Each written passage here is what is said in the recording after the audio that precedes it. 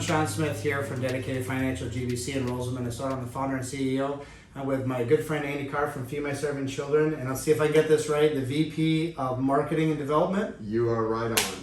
I think I got marketing development backwards. I'm working on it, but Andy, appreciate you being on the show. We're excited to have you in and just highlight. Feed My Starving Children for Dedicated. If people don't understand this, and this is a bold statement, but I attribute it to one of the main reasons why Dedicated has grown so fast. Yeah. I think it's a pretty bold statement to say for a company that since its inception has grown by 50 to 200% year over year, to say a nonprofit was the cause of that. That's exterior to what we do. But getting ahead of myself, I get excited talking about Feed My Starving Children, but I want to get that out there. And I'd love for people to stay tuned and hear why. But first, just so people can understand your background, I think it's so interesting. We got to have lunch, a month or so ago. And, you don't have the full time for that story, but it really impacted me. But it was just really cool if you could give people maybe your background, how you came to Feed My Starving Children. Yeah, boy, I'll try and do this quick. But, I come from, I'm not a traditional nonprofit guy. I come from corporate America. As a matter of fact, the businesses that I've been involved in, have been such that I was out in the world, and so a couple of the companies that I worked for, one, I ran sales and marketing for waste management for the upper Midwest here out of Minnesota for about 10 years. Small company. Just a small company, right? Yeah. So that was just part of my business background, but one that most people might have some familiarity with. And then I left there and was the executive VP of a company that you put air in your tires and vacuum your cars out at convenience stores and gas stations, frankly, all over the world.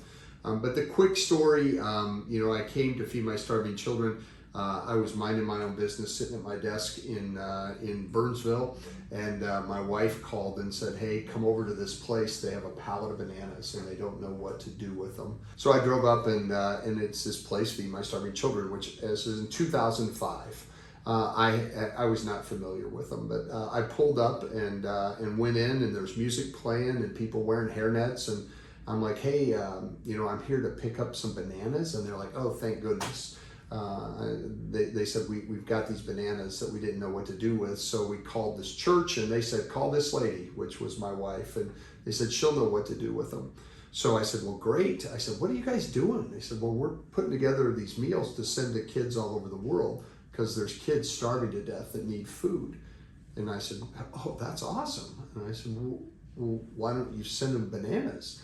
They're like, no, this is special food. As a matter of fact, it's the same stuff, Manapack, which has been since 1987, what Feed My Starving Children has done. Mm-hmm. Vitamins, vegetables, soy, and rice. We put this in a bag, volunteers put this together, and then we give it away all over the world. I said, "That's incredible." I said, "Well, why do you have a pallet of bananas?" And they said, "Well, you see, about 9 months ago, there was a hurricane that had gone through down in Central America, and we sent a trailer load, a truckload, a semi-load kind of meals down to help them." And they said, "Well, thank you for those meals." And today, we got a ring at the dock door, and it was a truck that had a thank you note and a pallet of bananas. And came from the very people that they had sent these meals to as a thank you. Well, fast forward to that, and those bananas were something that God used in my life to get me to Feed My Starving Children. And as I moved through my corporate career and did a number of things to stay close to the organization, I started volunteering and supporting the organization both personally and professionally. God used those bananas to make the introduction to Feed My Starving Children. And I say that as kind of a joke to this story is really about, what are your bananas? What are those random acts that you might do on a today?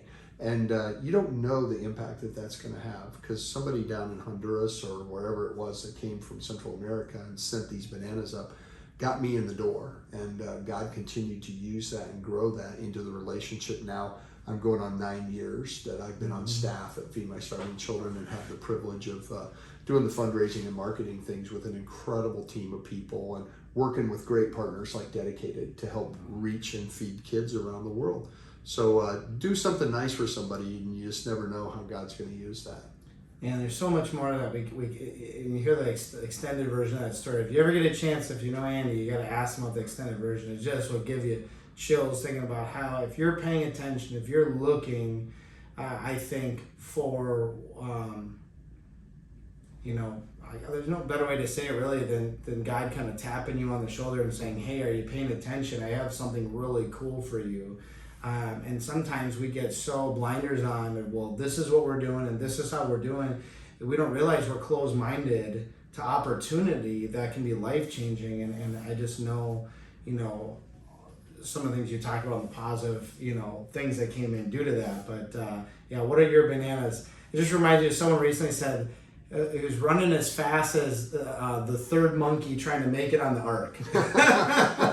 I don't know why I was thinking bananas. Right. I think of that joke recently, but so you come on board, and interestingly enough, so you said about 8 years ago. A little over. I'm going on. I just crossed 9 years. 9 years. Okay, so because we're at about 7.5 when we started partnering, and I mean we were literally I don't know, 2-3 people in a Regis suite with a company and saying, we got this big vision, we want to feed millions of kids. Yeah. And Feed My Starving Children was really the first nonprofit to say, just unabashedly, like, hey, we see your heart, we want to come alongside you, sounds good. And I'll be honest with you, we don't always get that response on our first intro, like, come again? Like, what do you guys do for a job? But I've just always appreciated that. So I'd love for you to jump into, just a little background on Feed My Starving Children, and just kind of, there's so much going on in the world right now. We were talking about before, and especially with Ukraine, but just so people can get an idea of the background on Feed My Starving Children, and just kind of like, and then where it's at now, and then we'll kind of jump into where it's going and how people could get involved, businesses and people alike. So. Yeah. So Feed My Starving Children started back in 1987. There was a gentleman here in the Twin Cities, Richard Proudfit, who had been down in Central America and seen the devastating effects of malnutrition and starvation in kids. And he was in the food packaging business, and so he knew people around food. And he said, I got to do something. So he came back up to the Twin Cities and started getting whatever he could get his hands on that was non-perishable stuff, granola bars and cereal and whatever, and sending it down there to help feed people. And he went back a few months later and really didn't notice a big difference in these kids. And he was kind of frustrated by that. And he's like, what's wrong here? And it was the fact that calories are important, but nutrition is really the key, especially when you have children who are in a malnourished or starving kind of state physically.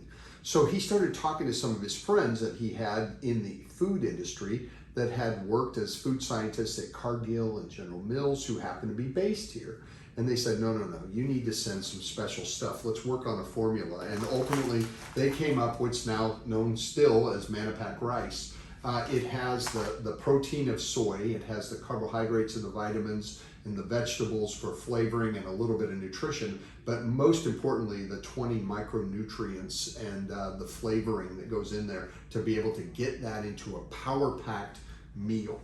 And it does taste good. It tastes good. I've ate it on numerous occasions. Right. Yeah. I've actually delivered it, prepared it, and eaten with folks in Haiti with it. Yeah. And so it's funny when someone's talking about it in a different language, because it'd be that language, Manapak, and then back to that language. Yeah. So it's good. The whole formulation it was originally, with a true Minnesotan kind of touch, was called fortified rice casserole. And so, it is super Minnesota. But Manapak at one point is then what became is our identity, and Manapak rice, and we have a few varieties that have extended, but 90 plus percent is what we do, is put together those 4 ingredients, and primarily with people in hairnets. And so as the thing evolved through the process, they started gathering friends around and packing these meals, raising the money to be able to buy the ingredients to put this together and find the places that it was needed.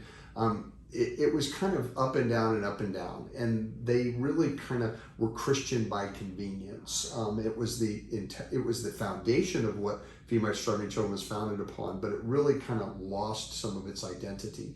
Well, in 2003, the Feed My Starving Children Board of Directors rededicated the organization to Christ. And at that point, the most they had ever produced in 1 year was 3 million meals.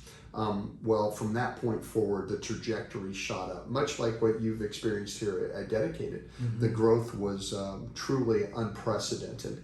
And I'm happy to say that progress that has continued with Feed My Starving Children, except for a little bit of a blip in COVID, and I'll touch on that maybe here in a moment.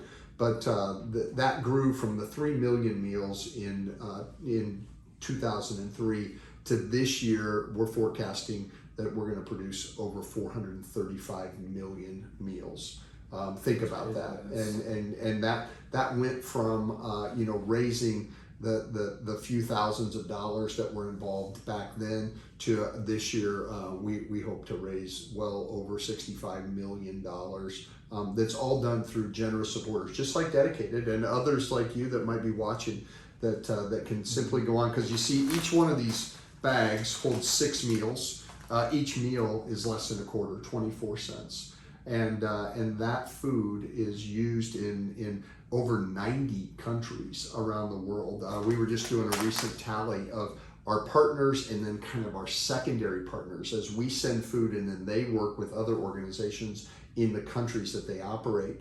And we're well over 1,500 different partners that are in countries around the world that are putting these meals to use to help people.